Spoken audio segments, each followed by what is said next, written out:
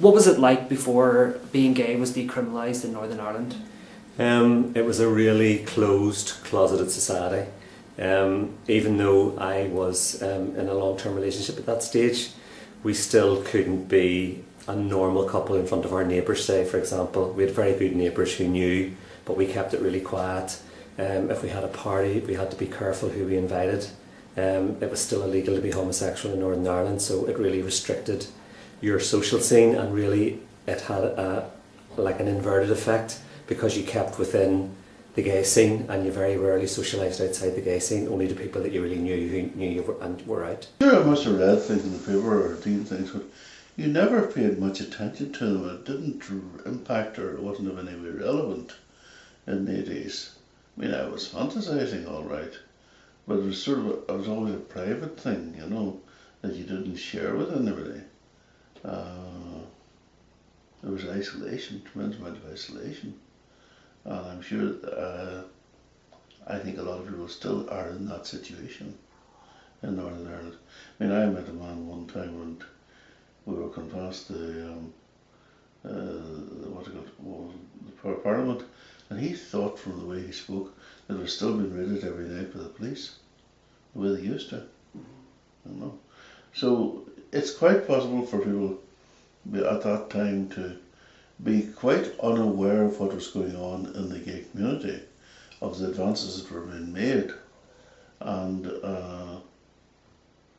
as I say, to lead lives of quiet desperation. The first thing I would think about when I think about that is Alan Turing, and how when he cracked the Enigma code, that pretty much won the Second World War for this country. And when you think about the way the Nazis treated gay people, when it turned out at the end of the day the British didn't treat them any better, he was hounded by the police, he was chemically castrated, and at the end of the day the man took his own life. Now he's been pardoned since, big deal. It was terrible, it was, you know, that's just an awful thing to happen, and that man was owed so much thanks by this country, and yet that's what happened to him because of criminalisation. Fairly shocked, because, you know, my whole time of being out as gay, it's always been legal, and it's always been, you know, not normal as such, but it's been a lot more accepted than it would have been for people, obviously, from older generations and stuff. So, you know, obviously it was a very shocking thing to hear, but I've always just found that I haven't had that much trouble, and that I've had a lot of freedom compared to what other people would have had before decriminalisation, which obviously I'm very grateful for. Well, for me it didn't really feature, because I mean, I suppose you could say I was illegal until I was about 33, which is an interesting way to live your life. And you made your choices according to your circumstances. I had grown up in a religious family, so I had to overcome that particular hurdle. Then I was living at home temporarily when my father was killed in a hit and run accident, and I couldn't very well up sticks and walk out and, you know, sort of leave my mother on her own. And I suppose it's one of those things that the longer you continue to live at home in that kind of situation, the less likely you are to leave. And actually I never did. Part of it was due to just being downright bloody lazy. It was easier, and so in that sense I never had a lot of the sort of the traumas that other guys would have gone through. But you were always aware that you were slightly different from everybody else, that if it came out you could be in serious trouble.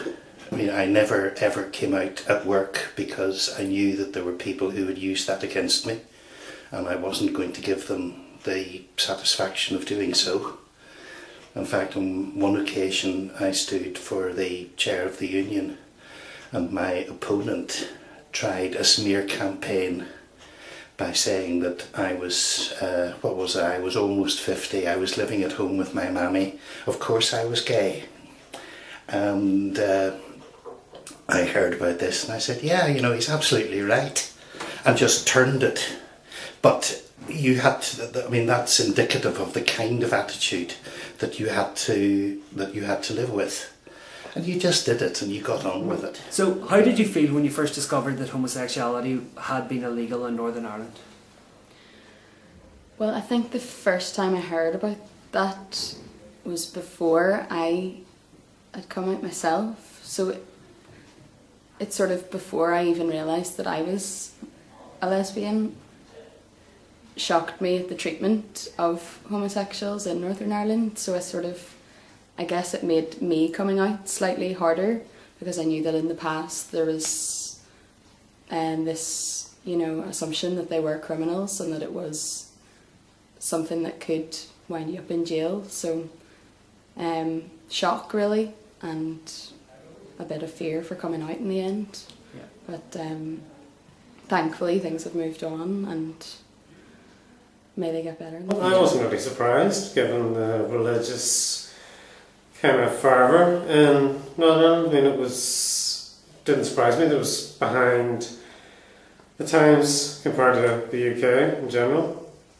I mean, it was very much, even when I was growing up, I mean, it was kind of something that was never talked about when I was a kid. I mean, I didn't know anybody who was gay apart from TV. It was John Inman and Larry Grayson. I mean, they weren't role models as such. It was just kind of like, missing queens, for want of a better word. There's nothing positive about gay men in my time. Well, I only found out that decriminalisation, I guess, happened, and it had to happen today. And it kind of shocked me to hear about it. I didn't expect anything like that to have ever existed, really.